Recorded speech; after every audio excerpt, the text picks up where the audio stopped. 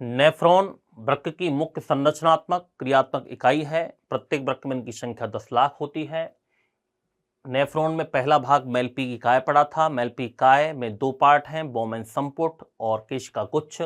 बोमेन संपुट एक प्यालेनुमा संरचना है जिसमें केशिका गुच्छ पाए जाते हैं।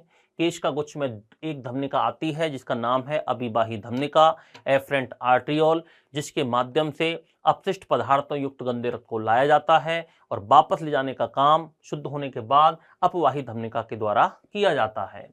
केशिका गुच्छ के अंदर कुछ विशेष प्रकार की कोशिकाएं पाई जाती हैं जिन्हें पदाणु कहा जाता है, पोडोसाइट्स कहते हैं। और पोडोसाइट्स के प्रवर्ध और रक्त केशिकाएं मिलकर के ग्लोमेरुलस कला का निर्माण करते हैं। ग्लोमेरुलस कला के अंदर कई सारे छोटे छोटे छिद्र होते हैं जिनके माध्यम से ये पारगम्यता दर्शाती है। जब पारगम्यता दर्शाती है तो जितने भी लाभदायक और हानिकारक पदार्थ हैं वो सब यहाँ पर इकट्ठे हो जाते हैं। ग्लूकोज, अमोनिया, यूरिक एसिड, इसके अलावा विटामिन, खनिज लवण, एमिनो अम्ल, और इन सब को कहा जाता है अल्ट्राफिल्ट्रेट या परानिस्यंद के नाम से जाना जाता है। फिर ये आते हैं ग्रीवा वाले पार्ट में। ग्रीवा वाले पार्ट में कोई अवशोषण वगैरह नहीं होता है। रोमा भी उपकला ऊतकों से बनी होती है। फिर आ जाता है हमारा समीपस्थ कुंडलित नलिका वाला भाग।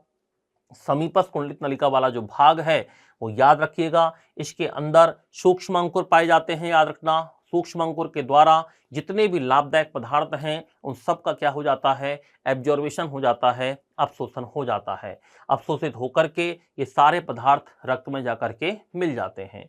फिर ये खुलता है आगे जाकर बासा रेक्टा के अंदर, हेनले के लूप के अंदर। हेनले के लूप में दो भुजाएं होती हैं, अवरोही, आरोही।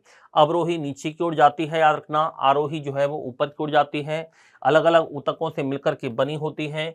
तो अभी आपने लिखा था यहाँ पर दो भुजाएं पाई जाती हैं। अवरोही भुजा जो होती है वो समीपस्थ कुंडलित नलिका में खुलती है, शल की उपकला ऊतकों से मिलकर बनी होती है। और आरोही जो भुजा है वो घनाकार उपकला ऊतकों से बनी होती है। तो घनाकार से बनी होती है और इधर वाली सल की उपकला ऊतकों से बनी होती है। इसके बाद आती है दूरस्थ कुंडलित नलिका। ये भी घनाकार उपकला ऊतकों से बनी होती है। इसमें सोडियम और क्लोराइड आयनों का अवशोषण होता है। फिर ये हानिकारक पदार्थ यहाँ से निकल करके संग्रह नलिका में इकट्ठे हो जाते हैं। कई सारी संग्रह नलिकाएं मिलकर के एक मोटी भित्ति वाहिनी का निर्माण करती हैं जिसको बेलिनाई की वाहिनी कहा जाता है। फिर ये बेलिनाई की वाहिनी वृक्क के पैल्विक क्षेत्र में जाकर खुलते हैं। फिर ये मूत्र वाहिनी, मूत्राशय, मूत्रद्वार और हानिकारक पदार्थों का क्या कर दिया जाता है दोस्तों, निष्कासन कर दिया जाता है।